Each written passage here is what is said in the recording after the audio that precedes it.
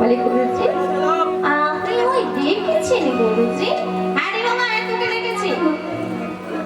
আচ্ছা বাবা তোর নামটা কি বলতো? কারণ আমার তো অনেক শিষ্য রয়েছে, সবার নাম তো মনে রাখতে পারি না। তা বাবা তোর নামটা একটু বলবি? গুরুজি আমার নাম প্রেমানন্দ। বাবা বাবা বাবা প্রেমানন্দ, তুমি তো আমার আশ্রমে ভর্তি হয়েছো, লেখাপড়া শিখবার জন্য তো ভর্তি হয়েছো। তা লেখাপড়া শিখতে গেলে কিন্তু লেখাপড়ার পাশাপাশি তোমায় একটু কাজকর্ম করতে হবে। মানে সবাই যেমন করে তোমাকেও একটু করতে হবে।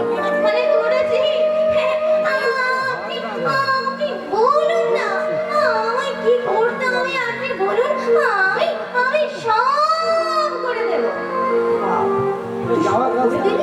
হ্যাঁ আমি সব পারি। তুই সব পারিস? হ্যাঁ আমি বাসন মাজতে পারি, আমি ঝাড়ু দিতে পারি, আমি কাপড় কাচতে পারি, আমি সব। পা লেগে গেল। 5 বছরের ছেলে সে কিনা বলে বাসন মাজতে পারি, ঝাড়ু দিতে পারি, কাপড় কাচতে পারি। আয় শোন তোকে এত কিছু করতে হবে না। হ্যাঁ তোকে এত কিছু করতে হবে না। আমি কিছু করবো না। দেখবেন না ছোট্ট ছেলে বা ছোট মেয়েরা কাজের জন্য এগিয়ে আসে না? যখন ছোট্ট থাকে পারে না কাজ করতে, তখন এগিয়ে আসে কাজ করার জন্য যে আমি করবো। আর তখনই যদি আপনি মানা করে দেন মুখখানা শুকনো হয়ে যায় না? মুখখানা শুকনো হয়েছে ঠিক তেমনি প্রেমানন্দকে যেই বলেছে তোকে এত কিছু করতে হবে না, প্রেমানন্দের মুখখানা এইটুকু হয়ে গেছে। এইটুকু হয়ে গেছে। গুরুজি আমি কিছু করবো না গুরুজি। আরে করবি না কে বললো? তুই একটু দাঁড়া, আমি এক্ষুনি আসছি। মন্দিরের ভেতর থেকে মা একটা ঝোলা নিয়ে এসেছে। ঝোলা নিয়ে এসে প্রেমানন্দের হাতে দিয়ে বলছে এই না নেই। প্রেমানন্দ হাতে নিয়ে বলছি গুরুজি আমি এটা নিয়ে কি করবো গুরুজি? ওরে তুই এটা নিয়ে ভিক্ষে করবি। যেই বলেছে ভিক্ষে করবি আনন্দে নেচে উঠেছে। কি মজা কি মজা কি মজা। এত আনন্দ পাওয়ার মতো কিছু হয়নি। আমার আশ্রমে ভিক্ষে করবি ঠিকই, তবে আমার আশ্রমে ভিক্ষে করতে গেলে কিন্তু তোকে দুটো নিয়ম মেনে ভিক্ষে করতে হবে। দুটো নিয়ম মেনে ভিক্ষে করতে হবে। মানে গুরুজি আপনি বলুন না আমায় কি করতে হবে আপনি শুধু। তাহলে মন দিয়ে শোন, প্রথম নিয়মটা মন দিয়ে শোন। একটা বাড়ির থেকে 1 মুষ্টি চালের বেশি কিন্তু নিবি না, মনে থাকবে? একটা বাড়ির থেকে 1 মুষ্টি চালের বেশি নেওয়া যাবে না। ছোট্ট ছেলে প্রেমানন্দ গুরুজিকে ঘুরে প্রশ্ন করছে গুরুজি কেউ যদি আমায় 2 মুষ্টি দিয়ে দেয় আমি তখন কি করব গুরুজি? আরে বোকা ছেলে, পাগল ছেলে, কেউ যদি তোকে 2 মুষ্টি দিয়ে দেয় তুই 1 মুষ্টি নিবি আর 1 মুষ্টি ফিরিয়ে দিবি। কেমন? বলে বেশ, মনে থাকবে তো? আর দ্বিতীয় নিয়মটা বলে সন্তকে যে ঝোলাটা দিলাম ওই ঝোলার মধ্যে যখনই 21 মুষ্টি চাল হয়ে যাবে তোকে আর ভিক্ষা করতে হবে না। যখনই হয়ে যাবে তোকে আর ভিক্ষা করতে হবে না, তুই নিয়ে চলে আসবি। আমার মনে থাকবে তো? দুটো নিয়ম মনে থাকবে? আমি কি তোমার পরে জিজ্ঞাসা করবো? হ্যাঁ দুটো নিয়ম কি বললাম? একটা বাড়ির থেকে 1 মুষ্টি চালের বেশি নেওয়া যাবে না। আর দ্বিতীয় নিয়ম ঝোলার মধ্যে যখন 21 মুষ্টি চাল হয়ে যাবে আর ভিক্ষা করতে হবে না। কি রে মনে থাকবে তো? আগে হ্যাঁ করেছি। তাহলে বাবা বেরিয়ে পড়, আর বিলম্ব করিস না যেন। প্রেমানন্দ মাগো ছোট্ট ধুতি পরেছে, গলার মধ্যে উত্তরীয় নিয়েছে, কানে ঝোলা নিয়েছে, আমি বেরিয়ে পড়েছি। আমার শ্রী গোবিন্দ আমার শ্রী গোবিন্দ আমার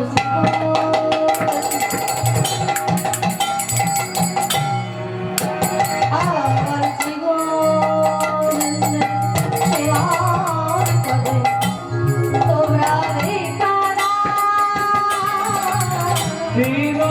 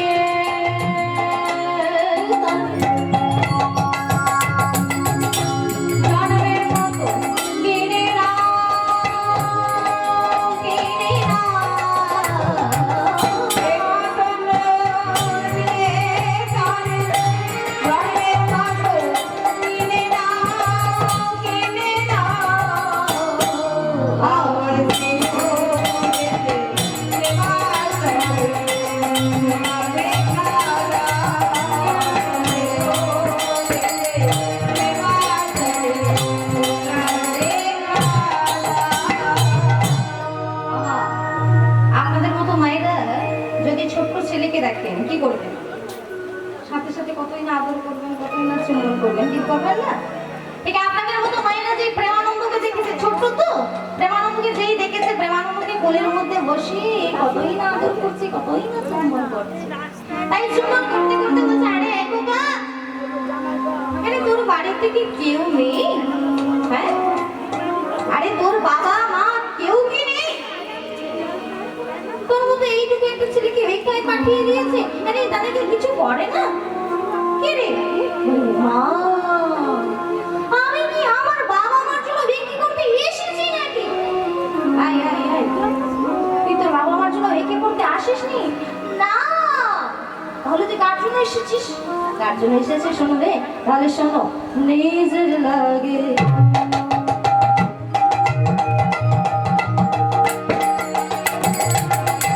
চাই না আমি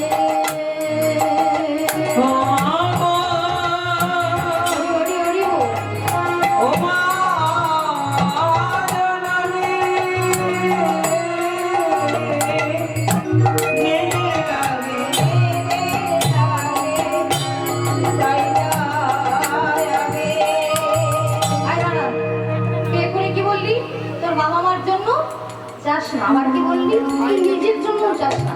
এই তুই সত্যি করে বলতো, তুই সত্যি করে বলতে কার জন্য চাইতে এসেছিস? শুনবে চাই